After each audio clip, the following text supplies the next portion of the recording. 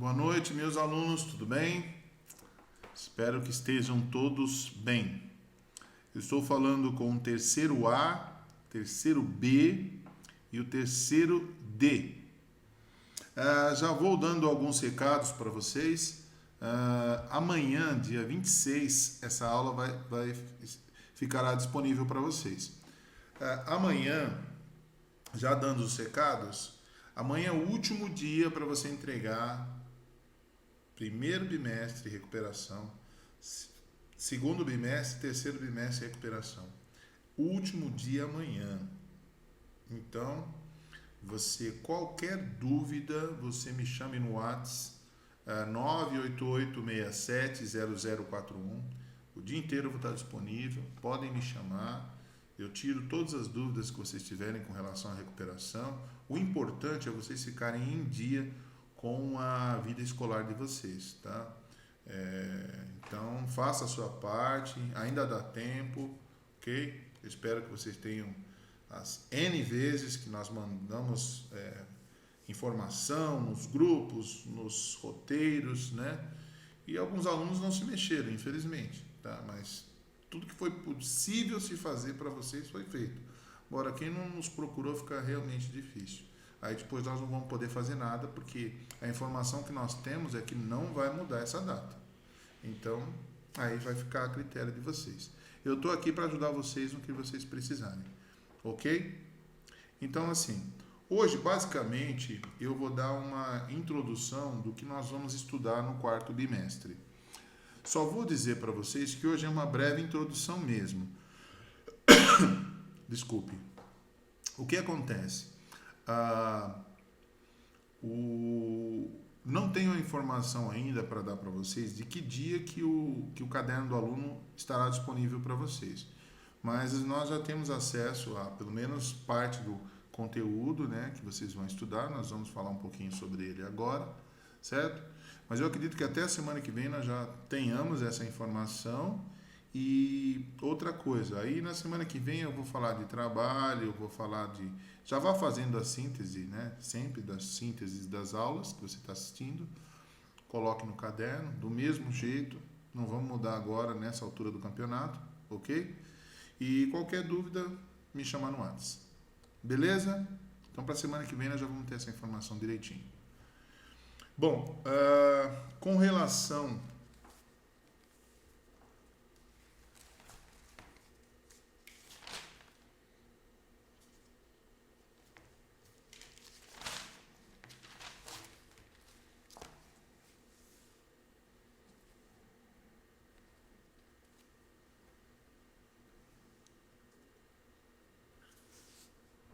Nós vamos falar sobre transportes, né?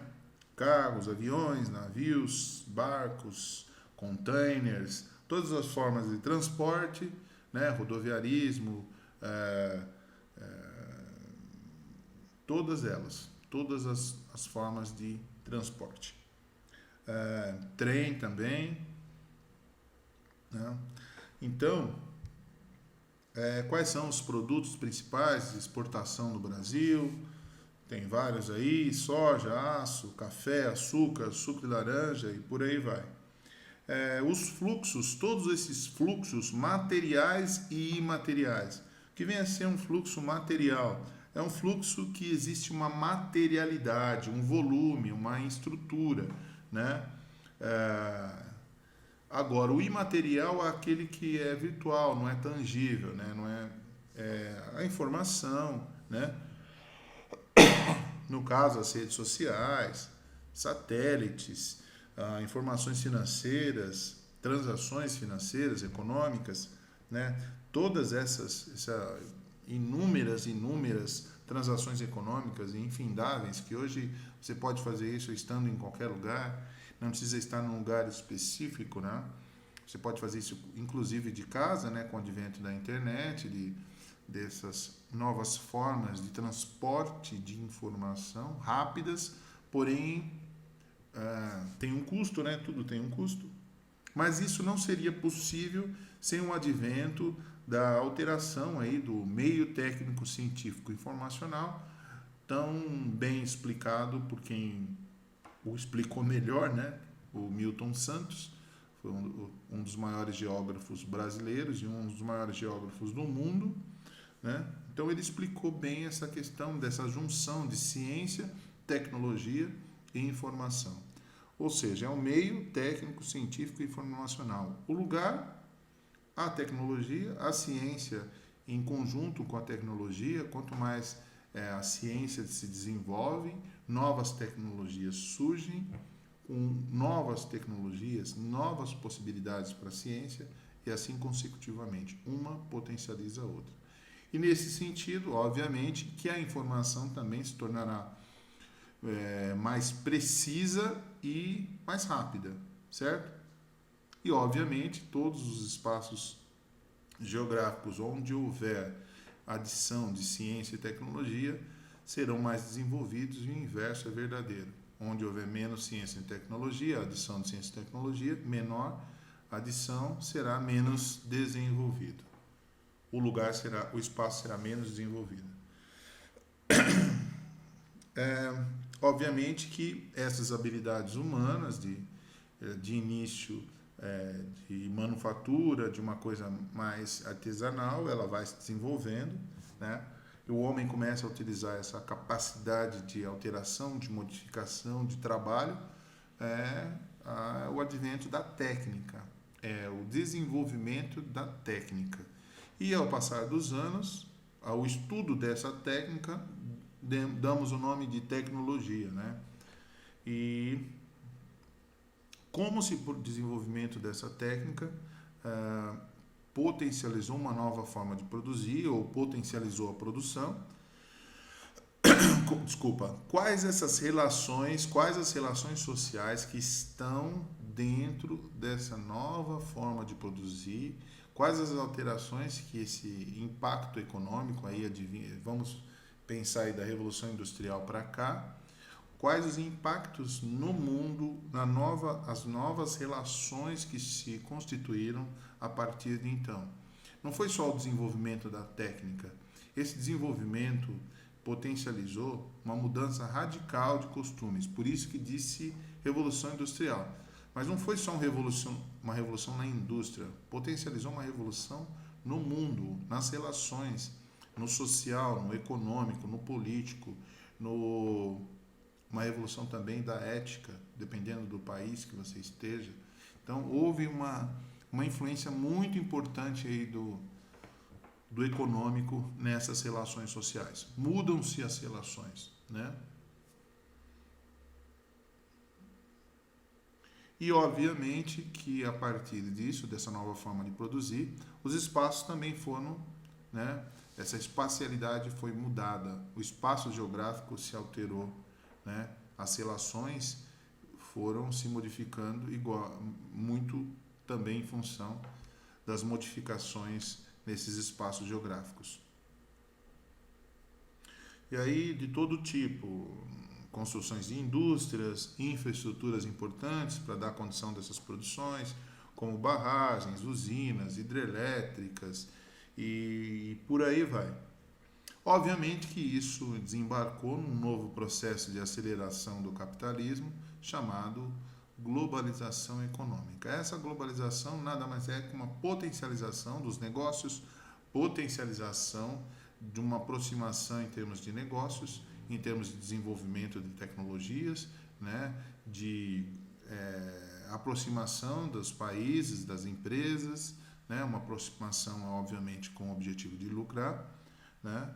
E então essa globalização ela potencializou uma concentração de capital, né, nos países centrais. Obviamente que as empresas advindas desses países foram saindo do seu próprio país e indo para o mundo inteiro, produzindo onde fosse mais lucrativo, né, onde pudesse produzir mais em menos tempo, com maior lucro, e ela vai produzir onde lhe der as melhores condições, né? Não importa aonde ela vai produzir, importa se ela terá um menor custo, né, e um maior lucro.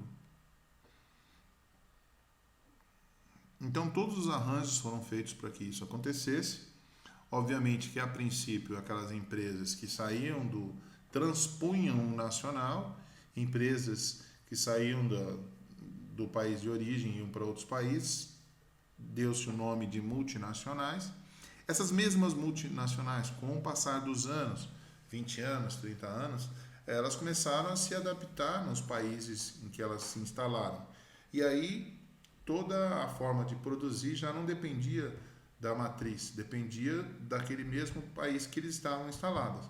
Ou seja, um exemplo, o Brasil, a GM, a Volkswagen, uma GM totalmente diferente aqui no Brasil, da GM dos Estados Unidos. Então, essas empresas, elas extrapolaram essa ideia de multinacional e elas se transformaram em transnacionais, ok? E esses processos tecnológicos avançaram pelo mundo inteiro, né? Essas relações de ordem econômica potencializaram, mudaram radicalmente, como eu já disse, a questão social, as relações sociais, a política, a economia e tudo mais. E os países cada vez mais começaram a depender muito uns dos outros e isso interfere muito na economia mundial como um todo, né? Agora, nós temos dois exemplos clássicos de centros, né, de informação, centros de tecnologia informacional, que no caso são Japão e Estados Unidos, né? Dois países que são ponta nesse particular. Eles vendem muita alta tecnologia para o mundo inteiro, produzem também com alta tecnologia. Não quer dizer que eles não comprem muita matéria-prima e alimentos, mas eles têm sobra de capital, como também eu poderia colocar aqui a China. Eu só não coloquei a China porque a China ela ainda tem alguns problemas a resolver, mas isso não muda o fato que ela também está ali nesse time aí. Mas do ponto de vista de centro de informacional e tecnologia, com certeza dois exemplos clássicos aí são Japão e Estados Unidos. O Brasil também produz alta tecnologia, mas o Brasil ainda precisa ter mais investimentos e gastar menos energia produzindo matéria-prima e alimentos e investir em alta tecnologia. É óbvio que uma coisa depende da outra. Basicamente, o que nós vamos tratar no quarto bimestre... tem mais uma parte aqui, esquecendo. Da rapidez, né, desse fluxo de ideias e informações, nós vamos falar sobre isso, o acesso à internet no Brasil e no mundo, esse processo, né, da globalização, a potencialização do liberalismo, que é o neoliberalismo, isso eu vou explicar melhor nas aulas, certo? Isso é um pouco mais complexo. E a questão das cidades globais, como São Paulo, por exemplo, por que elas tiveram que se tornar cidades globais? A questão do terror, da guerra global, né? Que a globalização não é só coisa boa, né? E a globalização do crime também, né? A questão das drogas, armamentos, a lavagem de dinheiro e todos os outros tipos de crimes que também a globalização leva para o mundo inteiro. Ok? Basicamente é isso para o quarto bimestre. Não se esqueçam da data limite de amanhã para a entrega das recuperações, ok? E uma boa semana para vocês. Qualquer coisa me chamem. Um beijo. Boa semana. Tchau, tchau.